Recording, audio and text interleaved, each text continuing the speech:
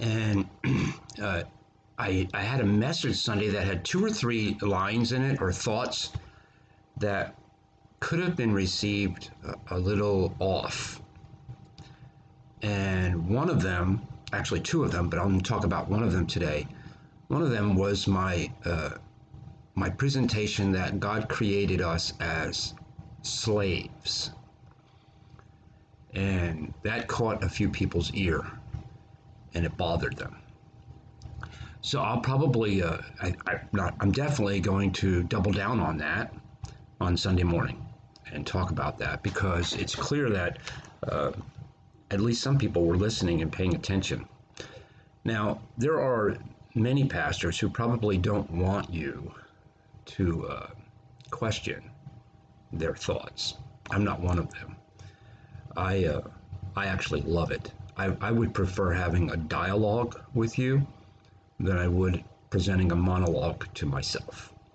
At least I know somebody's listening, and somebody's trying to learn, and somebody's trying to grow in faith. And so I revel in having that dialogue. It allows me this Sunday to respond to some of the things I know people were thinking. So I'll do that on Sunday. Right now, I want to, we're going to be here at Wesley going through a pastoral change, and I want to share something with you.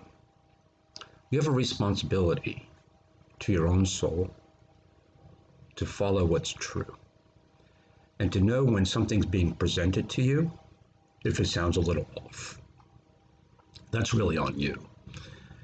And that requires a personal discipline on your part and a willingness to learn and to study and to be open. John says in 1 John chapter 4, verse 1, you might want to go there, that we have a responsibility when we're sitting under a leader to test the spirit to see whether or not it's from God. And I think that's true. I know that it's true. I did this. I still do this. I did this all my life. When I was in seminary, when I was in college, and now when I listen to podcasts or I listen to people explain things, I'm like, is that true? And so I start digging in. And then I go for a walk and I think about it and I meditate on it. Is that true? And one of the foundational things that I've learned is that to understand if something is true when someone's teaching you, you have to have a very core understanding of the scriptures, which comes from personal discipline and study. You just have to do it, or you're not going to know what's true. You're simply going to know what's popular or how your gut responds. And you're going to base your decision on your gut, which is, we know, exceedingly dangerous. So I would say that as your pastor right now, those of you who are at my church, it's your responsibility to test the things that I'm teaching. Check it out. See if it's true. Sunday we're going to talk about, was I really created to be a slave? And what does that mean? And why does that bother me when Pastor Ernie says that? That bothers me. And it bothered several people. And we'll get into that on Sunday.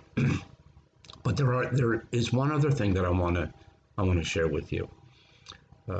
There are two different ways and reasons and motivations that people have to test something. One is they really want to learn.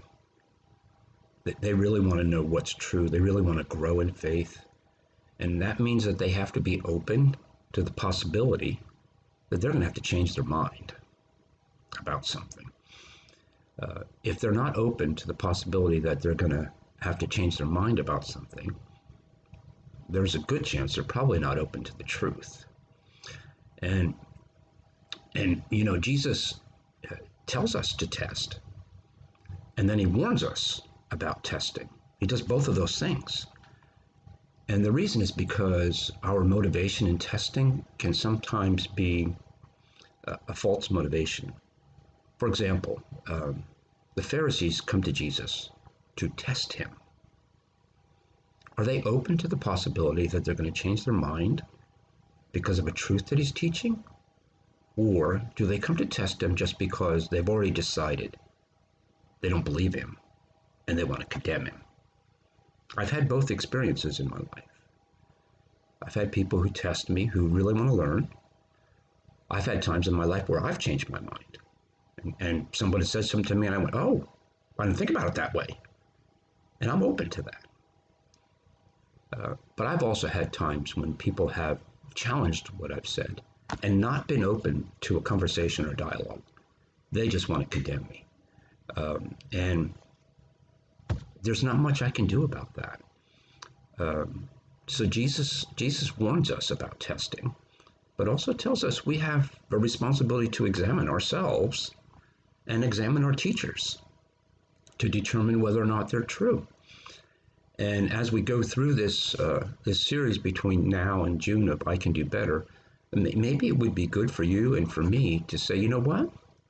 When I hear something and I come to a conclusion that it's true, it would be really good for me to do a better job testing that and seeing if it's accurate. Does it measure up? The bottom line for me is, does it measure up to what the scriptures actually teach? Or is it somebody's idea and simply that? So I challenge you to do a little bit better in testing the things that I teach so that we can have a dialogue these last few months together and get to the root of the matter and the truth. The same would be true with a new pastor. Have a dialogue, talk about things, and base the vision of the church upon the truth that is found in the scriptures. I hope you all have a great day, and we can do better.